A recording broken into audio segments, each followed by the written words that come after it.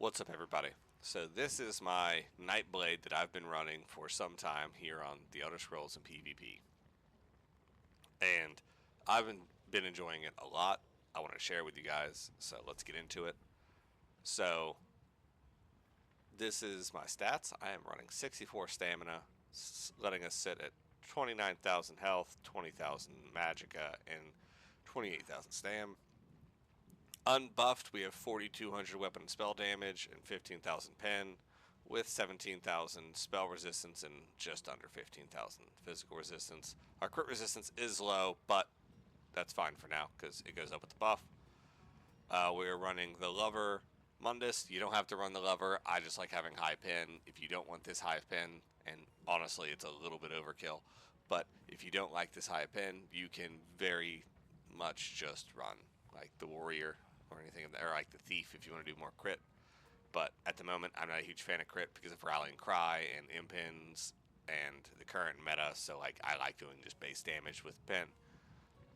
But we are running stage 4 Vampirism. That is not key to the build, but I enjoy it a lot because I like running and being invisible. It saves me a lot of magic. It saves me a lot of time, and I think it's nice for the fact that this isn't a gank blade. This is a semi-open combat blade. So I'm not just sitting in the shadows and being boring and then killing one guy and going back to the shadows to wait to recoup. I don't have to pop heroism pots and hope to God I can get my ult to in-cap strike. No, I'm in the fight. I'm having a blast. So stage 4 lets me be in the fight, hit that Sigil quarter, and then run away. Look at that guy. But So for skills, I am running Power Extraction, Merciless Resolve, Surprise Attack, Whirling Blades, Mass Hysteria, In-Cap Strike. Straightforward. This debuffs everyone, does damage, disease damage. Puts Minor Courage, Major Brutality on us, gives us a great power boost, and then on the other side, it gives them Minor Cowardice, so they're doing less damage to us and our friends.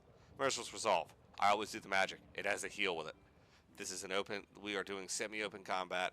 This hits hard. It has a heal. I like it more. We're getting disease damage from other things anyways, so the other one sucks. Surprise Attack. It's great. Knock them off balance. Sundered. It's stamina. It's fun. Whirling Blades. I use this because this is one of my favorite executes in PvP. Unless they are running when they roll dodge. If you are fighting somebody, they can't roll dodge out of Whirling Blades. They are just there. Like it's going to hit them. And if you are running and taking keeps and having fun, this can wipe out whole areas of guards. It can do all sorts of stuff. I love Whirling Blades. Mass Hysteria. This is several different things. It applies Major Cowardice. So when we stack it with this, they're going to be doing over 600 less weapon damage, so that's great for us and our friends. And it also shocks them. It stuns them. So when you use it, you can use it as an escape, you can use it as an engage, you can use it as just a snare. It's a great utility that a lot of people don't use on their Nightblades, and I'm not sure why. In-cap strike. Not even going to touch on it. You know why. On our back bar, I'm using Race Against Time. Now this can be used as the other one, as I'll explain with the Vampire running. If you have it on the other morph, it has a cast time, but also that cast time makes it last for a minute, and your Major Expedition lasts much longer. This one you have to keep using it, and when you re-proc it, it will take you out of your invis run. So that's more personal preference. I like this one just because it's immediate, and I can use it while I'm invisible with Shadow Disguise. But siphoning attacks, this is the flex spot. You don't need siphoning attacks. I'll use Mirage if we're in big team fights all night. Ambush if I want to jump up on people, but for the most part, I use Siphoning Strikes for prolonged fighting. Resolving Vigor, of course, great heal. Shadowy Disguise, go invisible. Shadow Image, this is something that I recommend to everybody that runs Nightblades. Get good with Shadow Image and people will report you for hacking. That is the best thing ever. It is something that once you get a hang of it and you start learning the nuances of it and what you can and can't do, it is the best skill in the game, hands down. And then Soul Tether. again, this is for, I mean, you can almost bomb with this. I have lightly, I'll call it, bombed large groups while my team's engaging, and it will stun everyone. You just pop soul each other, power extraction, mass hysteria, whirling blades, and they're hurt, debuffed, healing you. It's fun. Now, on to our sets. We are running, as everyone is, the Tarnished Construct. It's off trait because I'm cheap. This, when you heavy attack, you huck an axe at them. It is super satisfying to hear it cleave into them. It hits like a truck. It is a great set for Nightblades and honestly anyone also fighting at range. I'm using one piece heavy Curse of the Trainee. You can also use, as I always advocate, the Druid's Braid. Druid's Braid is craftable. You don't have to buy it in the store because Curse of Trainees are always extremely expensive because of these builds. Don't buy Trainee. If you have it, use it. If you don't, use Druid's Braids. It's the exact same one piece buff. In fact, it's the exact same 3 pieces. Don't fucking buy it. Just make it. I am running Rallying Cry. I'm using mostly off-trade items, but I always try to make sure that my big pieces are reinforced. And then, other than Rallying Cry, we are using Tarnished Nightmare, of course, because Tarnished Nightmare is a hellscape of a set right now. And on top of that, we are running Markin's Ring to give us that tankiness and the weapon and spell damage. I am using dual front bars, one-hand maces, and the back bar I'm using the bow. I've seen other builds like this use the Resto Staff. Fuck the Resto Staff. I don't use the Resto skills, so we're using the bow because I think it's funny with the construct. When you heavy attack, it's like you're shooting an axe out of a bow and arrow, and I think that's fun. And yeah, that is in our champion points. Duelist rebuff, Deadly Aim, Wrathful Strikes, Mastered Arms. We are just yanking up our damage and then giving us 1 sustain. And then for the red, we are doing Slippery, so we don't get caught up. Celerity, Fast, Balance Fatality, Health, Bloody Renewal. That is not the best for this, but I have that on here because I do a lot of keep taking when we are inside of Cyrodiil, and that helps me sustain while I'm inside. That's it. That's the only reason I have that on there, and I do a lot of Imperial City. If you do Imperial City, Bloody Renewal is great. It will keep you from being caught out with no stats in, with no resources left. If you are not doing Imperial City at all, and you are strictly doing combat, don't do Bloody Renewal, because that will do you no good. Do something like, not even Survival Instinct, since you're not going to stay out. I would do something like Relentlessness, so that if they stun you, you get that major protection. I would not do anything like Bloody Renewal for if you're just trying to run through.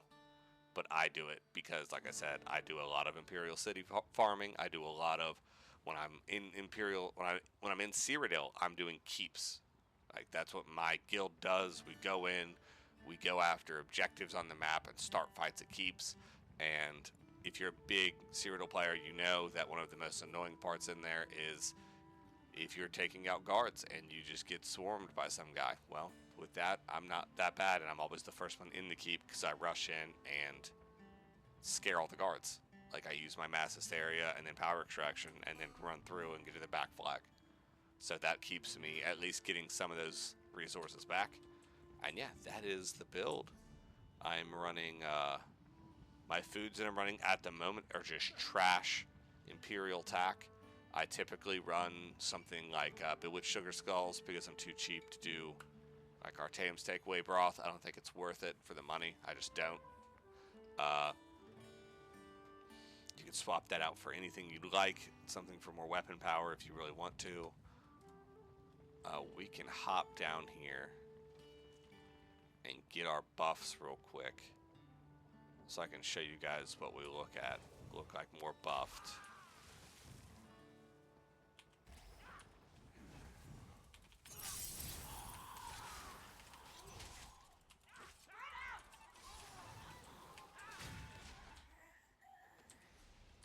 Oh, and then we didn't even get damaged, so that's not going to proc a Rallying Cry. But so even without Rallying Cry, we're at 5,300. we have to take damage. Sorry about that. I forgot that I needed to actually get hurt. Hit me. Crocodile. There we go. So we're over 6,000 weapon and spell damage buffed. And as you can see, we're laying down enough damage so that if you're in Imperial City, you will not have a problem running through it. Yeah, that's the build. That's the stats. Let me know what you think about it. Like, subscribe, check out my other videos if you want to know more about like Imperial City or other builds. I'll have new videos coming up all the time. I have a very active channel. And yeah, I'm going to tack on a Battleground so you guys can see what the combat's like. And yeah, let me know if you have any questions. Thanks for coming out. Like, subscribe, and keep hanging out, guys. Thanks.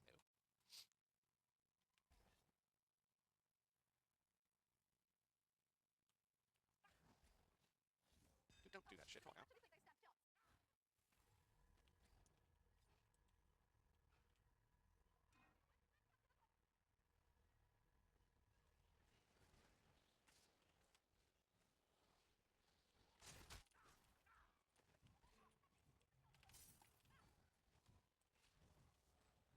Boring. Oh no.